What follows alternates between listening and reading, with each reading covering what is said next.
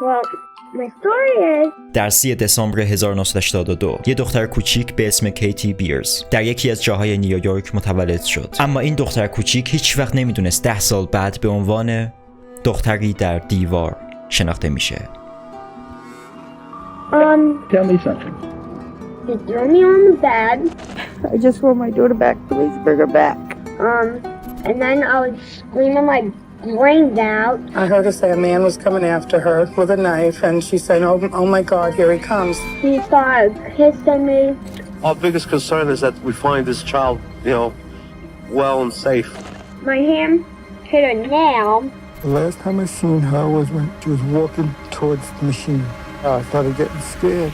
Then he locked me in that little cubby hole.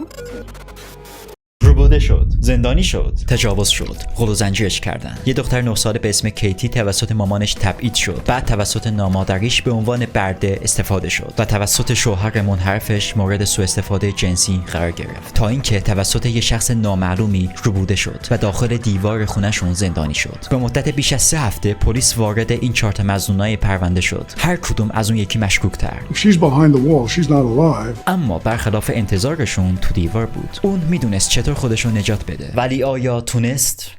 من AliwZedم و بهت توصیه میکنم حتما تا آخر این پرونده جنایی همراه من باشی.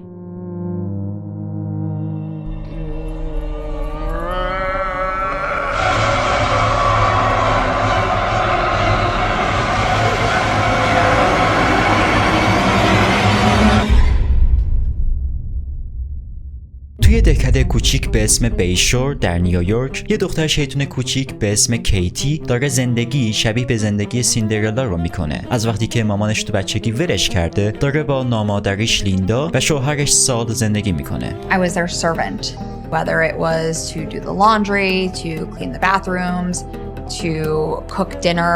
That was my purpose to her growing up. I was pretty much her slave.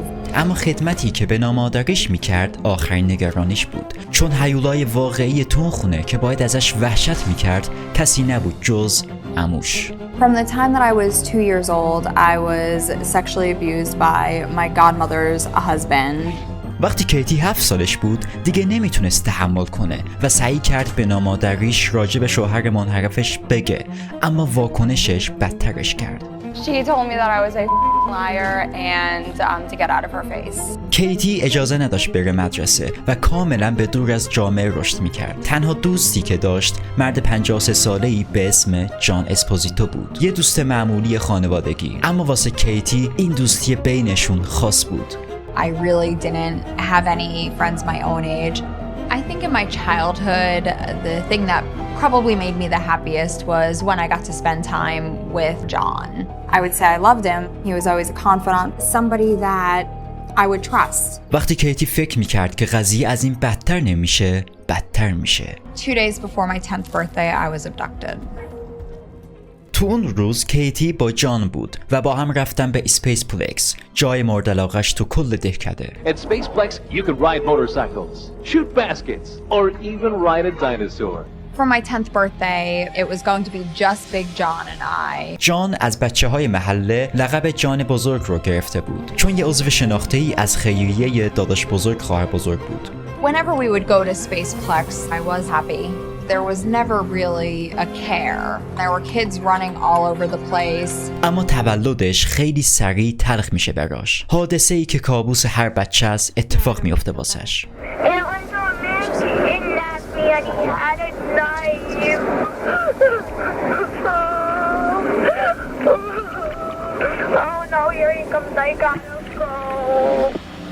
Katie. اون صدایی که اسم کیتی رو صدا زد نامادریشه، لیندا. اما در حینی که اون داشت با پلیس تماس میگرفت، پلیسا از قبل با جان بزرگ در اسپیس پلکس بودن. اونا اون محیط رو تخلیه کردن و ادامه روز رو به گشتن ادامه دادن. اما همه این تلاشا بی‌نتیجه بود. He He picked me up and carried me into the closet where I realized he was opening up a door to expose a tunnel. هر کسی که این کار باهاش کرد خیلی تیزهوش بود. اون تونل پشت دیوارای خونه ساخته شده بود و خیلی محتاطانه توسط یه متخصص درست شده بود. کیتی رو مجبور کرد تو این تونل بخزه تا اینکه رسید به یه در مخفی. And then he exposes this hole and he opens up this door into this room. The only word that I have to describe this room was a dungeon, a place that I couldn't escape. داخلش کیتی یه تشک کثیف دید و یه محیط آکوستیک که صدا ازش بیرون نره و اطرافش قل و زنجیر شده بود. My captor looked at me and said, "This is your home now." I heard her say a man was coming after her with a knife, and she said, oh my God, here he comes. So by the time I picked up the phone to talk to her, I got nothing. این چیزی بود که نامادریش راجع به تماسی که روز آدمربایی گرفته بود گفت.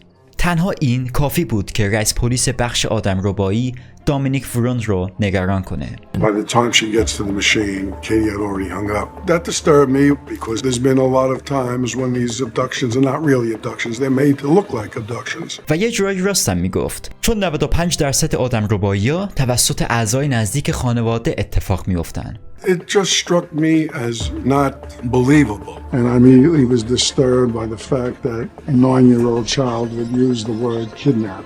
Also, how does a 9-year-old child get away from an abductor and able to use the telephone? اما فعلا باید شکش رو کنار بذاره. اولویت کیتی بود. هر دقیقه‌ای که تلف میشد باید دنبالش میگشتن. As much as I was concerned about some of the problems with the call, you did hear a girl in distress. This girl was in danger. هیچ ردی از کیتی در اسپیس پلکس نبود، به طوری که انگار هیچ وقت اونجا نرفته بود. تنها چیزی که داشتن تماس خوفناک کیتی به نامادریش بود. پس دامینیک ورون تصمیم گرفت که اسلحه‌های بزرگش رو کنه. We sent the audio tape of that telephone call as well as the device that it was recorded on to the FBI. زمانی که منتظر FBI بود، ورون تحقیقاتش رو ادامه داد. طبیعتاً اون اول با مظنونای شماره 1 پرونده شروع کرد. تا الان شد 3 مظنون. مادر اصلیش، مادر ناتنیش و عموی منحرفش. The main players were Marilyn Beers, the natural mother, a dysfunctional, incompetent mother, Linda Engelary, the godmother. My main concern is to let people know how much I cared for her. She was used by the godmother to run all kinds of errands. Sal Engelary had been charged with sexual abuse on Katie Beers. The little girl don't want to live in Mastic Beach with her mother. اما یه مظنون چهارمی هم بود، خارج از خانواده. آخرین مردی که با کیتی دیده شد قبل آدمربایی. John Esposito, not a relative, but a family friend. He said something dirty happened. FBI در نهایت به اشتراک گذاشت که از تماسش به نامادریش چی پیدا کردن. به نظر می رسید تماس کیتی از یه باجه تلفن در جلوی اسپیس پلکس صورت گرفته بود و این عجیب بود چون هیچ ردی ازش توی مرکز تفریحی نبود، حتی یه دونه. وقتی باجه تلفن رو بررسی کردن فهمیدن انگار کیتی ظاهرا 19 بار تلاش کرده به نامادریش زنگ بزنه تا اینکه مجبور شده پیغام صوتی بذاره. اما همه اینا هیچی بود در مقایسه با نتایج آنالیز تماس که FBI انجام داده بود. I never forget the call I got from the scientist at the FBI lab who gave me the next bit of breaking news. It wasn't actually Katie who broke free and made that call. It was a recording. It was someone who tape recorded Katie and wanted us to believe or it to seem that the call came from that telephone booth next to Spaceplex. کاراگاه شروع کرده بود تیکه های پازل این معما رو به هم وصل کنه و اینجا براشون آشکار شد که مجرم در واقع گولشون زده. The phone call was a scripted plot by an individual to make us think that Katie Beers was abducted. برگردیم به زندان کیتی. کیتی میدونست قراره چه اتفاقی بیفته و تصمیم گرفت محکم مبارزه کنه. او متوجه شد که در تابوت یک کمی شده، پس رفت به سمتش. Eventually I had kicked it long enough and hard enough that snapped and I was able to kind of safely exit. واسه اون این یه پیشرفت خفنی بود چون فکر کرد بالاخره یه راهی پیدا کرده که فرار کنه، ولی انگار فراموش کرده بود که خود تابوت داخل دیواره و فرار ازش غیر ممکنه. Then I had nowhere to go. I remember trying to like go on the shelf and see if there was anything there that I could use for some sort of self-defense. And there were a bunch of keys up there. So unknowingly, I grabbed one of those keys and hid it underneath the mattress. قبل اینکه شانسشو واسه پیدا کردن یه راه واسه مبارزه باش پیدا کنه، صدای اومدنشو شنید. دیگه خیلی دیر شده بود. صدای پاهاش بلند و بلندتر شدن و As soon as he came down, he saw the door open and he then raped me for the first time. تو مدتی که کیتی تو اسارت بود، آدمربای چندین بار بهش تجاوز و دست درازی میکنه، اما به خاطر احترام به کیتی ما راجبش حرف نمیزنیم. I was able to have the TV on 24/7. It was on the news that I saw that the police had figured out where the call had come from. They knew that it was pre-recorded. این اطلاعات منجر شد پلیس یه چند تا تئوری کنار هم بذارن در رابطه با مکان نامعلوم کیتی. در این بین کیتی قادر بود شهادت تک تک اعضای خانواده رو از اخبار ببینه و بشنوه. این شهادت مادر اصلیشه، مرلین. My daughter back.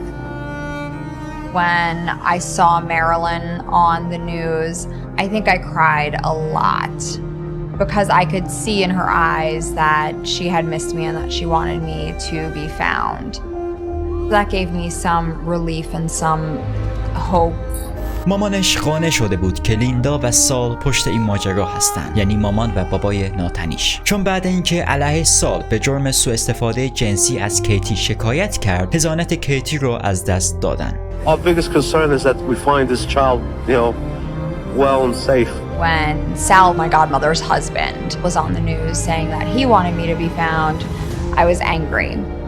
If anyone had motive for her to be abducted or murdered, it was he who faced serious criminal charges for sexual abuse. اما ورون زیاد عجله نکرد که ناپدریش رو مقصر بدونه. اون همچنین دلایل خوبی داشت که بگه نه تنها مرلی مجرم اصلیه، بلکه همچنین سعی کرده واسه یکی دیگه پاپوش درست کنه. The mother, Marilyn Beers, and little John, Katie's brother, became aware of what was going on with Katie, and there was ample motive that they may set up an abduction just to get her away from a bad situation. They'd be able to walk her out, have Katie make the phone call, tape record it, put it right there, and leave John Esposito holding the bags. بعد یه مدت تحقیق و بازجویی از اعضای خانواده تأثیری نداشت. هر کدوم از اونا دلایل محکمی واسه بیگناهی داشتن و تو هیچ کدوم از خونه هاشون هیچ سرنخی کشف نشد. پس پلیس شروع به تحقیق راجع به آخرین نفر از لیست کرد، غیر محتمل ترین مظنون. We obtained a search warrant and did a full inspection of John Esposito's residence, but there was no evidence of a crime. بررسی سوء سابقه جان بزرگ روز بعد اومد و معلوم شد این یارو به شدت مشکوکه. اونا وقتی که با انجمن برادر بزرگ خواهر کوچیک تماس گرفتن، جایی که جان با افتخار ادعا میکنه عضوی از این مجموعه است، اینجا اونا به یه حقیقت دارک پی بردن. John Esposito painted himself as a big brother. Detectives discovered that he tried to join that organization, and they did a background investigation on him. We learned that he had been involved in abduction of a 7-year-old child 15 years prior to Katie's disappearance, and they ruled him out as being a big brother.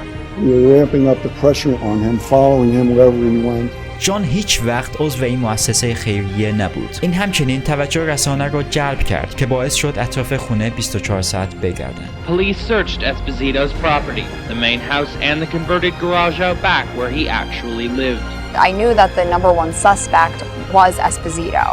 I could see the news was camped out in front of his house. و اگه نتونستی تا الان حدس بزنی، آدم ربای جان اسپوزیتو ملقب به جان بزرگ بود. تموم این مدت مردی که کیتی بهترین دوستش صدا میزد داشت نقشه میریخت و با عنصر مهربونی فریبش میداد تا اینکه وقتش رسید و اونو دزدید.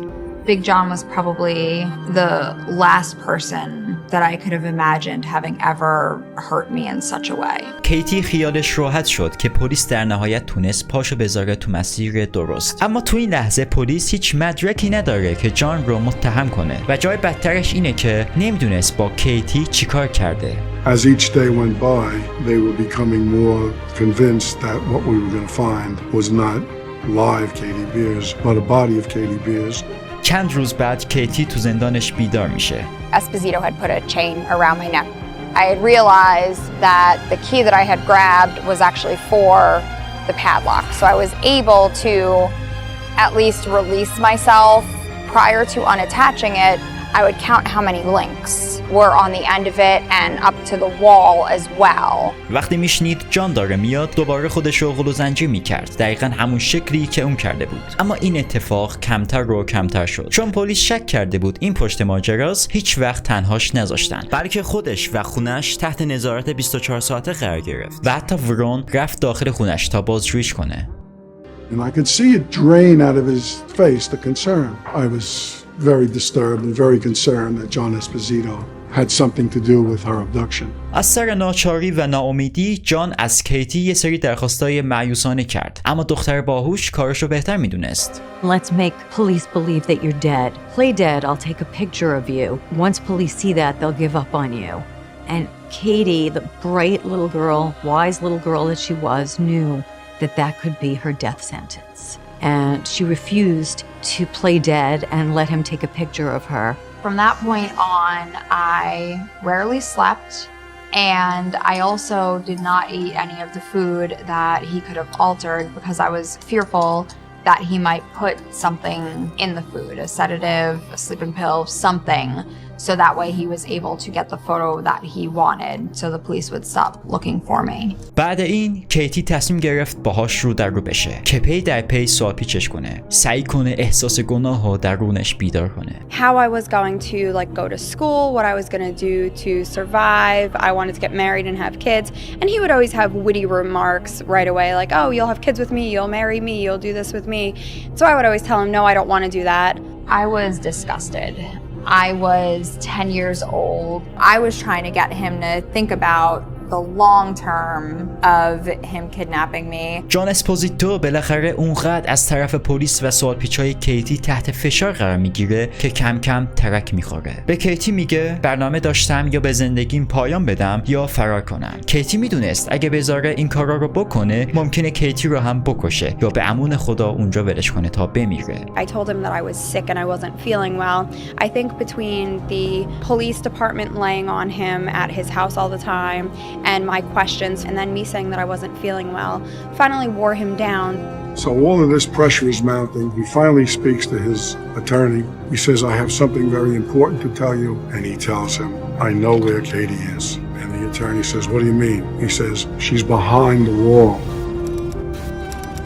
و اینجا بود که پلیس، اعضای خانواده، خود ورون و هر کس دیگه‌ای که درگیر این پرونده بودن فهمیدن که جان اسپوزیتو یه آدمربای معمولی نیست، بلکه مغز متفکر ماجراست. Esposito escorted police and the district attorney through all the steps of unearthing the dungeon, and police watched incredulously as he went through this 30-plus step process of revealing the dungeon that he had built. There was a bookshelf with wheels on it, and you'd have to pull that out. And then there was vinyl laid on the floor, and you pulled the vinyl back. And then there is a 200-pound concrete block that's there. And you had to know to go into the garage and get this block and tackle to hook it in the ceiling, to hook it into the 200-pound block, and then raise this block up. And then you drop down about 7 foot into this underground chamber, and then there's a passageway, and as you crawl you dropped into this underground chamber where Katie was kept. ظاهراً قبل اینکه بدزدتش همه این قضیه از چند سال پیش در حال آماده سازی و نقشه چینی بود. I had realized that I had actually played in this underground dungeon while it was being built. So he had this vision to build this underground dungeon, and when he had this vision, it was specifically to kidnap me. وقتی ورون بالاخره وارد این محبس شد، کیتی نمیتونست باور کنه چی داره میبینه. The door opened and there was a man that I didn't recognize. And I remember them saying, "We're the police, you're safe now." I was just overjoyed. She was alive. ورون هم شگفت زده شده بود ولی به یه دلیل دیگه. We were amazed. You see a 9-year-old look like she just come back from a trip to the movies. She was sitting in the sofa, bubbly, upbeat, and we just knew from that moment on that she was going to be a survivor. حالا که کیتی توسط پلیس نجات داده شده بود، حقیقت رو برملا میکنه که چه اتفاقی واسش افتاد. And you were supposed to be faithful, but never did. John Esposito had confessed to everything.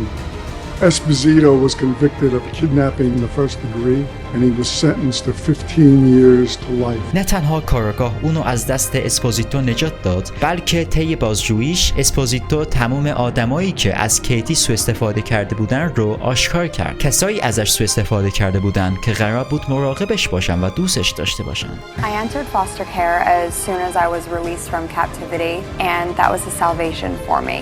I had a mom, I had a dad, I had brothers and sisters. It was absolutely fantastic. اونا تونستن عموی منحرفشن به خاطر آزار جنسی که علیه کیتی کرده بود رو بندازن پشت میله‌های زندان. تا به امروز کیتی قدردان ورون بوده، چرا که نه تنها جونش رو نجات داده بلکه کسایی رو هم که اذیتش کرده بودن رو انداخت زندان. For 17 days, I was his life. He was one of the ones that just did not give up and I'm grateful of the relationship that I have with him. I wrote a letter to Katie after the whole thing was over. Dear Catherine, I don't know you very well, but what I do know is enough to show you as a remarkable young girl with a strong determination to live. My only wish is that we could have found you sooner and you didn't have to be down there so long.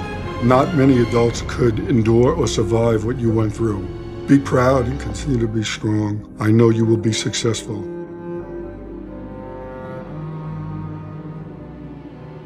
کیتی نذاشت گذشته وحشتناکش جلوشو از رسیدن به هدفاش بگیره. My life is exactly what I had always wanted. 2 parents who love me and a husband and 2 kids and a wonderful family. I'm tearing up. یه سال پیش بهترین نویسنده شد، ازدواج کرد و داره واسه انجمن حمایت از کودکان کار و گم شده کار میکنه. I think the best part of my story is knowing that you can recover and you can persevere and your life is 100% what you make it to be. I was determined to not let my childhood traumas come into my adulthood. They've shaped me to who I am, but they don't define me. آقای سال یا همون عموی منحرفش به خاطر آزار جنسی علیه کیتی به 12 سال حبس محکوم شد و در 21 فوریه 2009 در زندان مرد. جان اسپوزیتو ملقب به جان بزرگ به جرم آدمربایی و آزار جنسی علیه کیتی به 15 سال حبس محکوم شد و در 5 سپتامبر 2013 در زندان مرد. چون یه عضو شناخته ای از یه وای این جمله وای چه کلمه ایه خیریه مادرفاکر این اسمشه ها داداش بزرگ خواهر بزرگ اسمشه. وقتی باجه تلفن رو بررسی چقدر زنگ میزنن لعنت بهش لعنت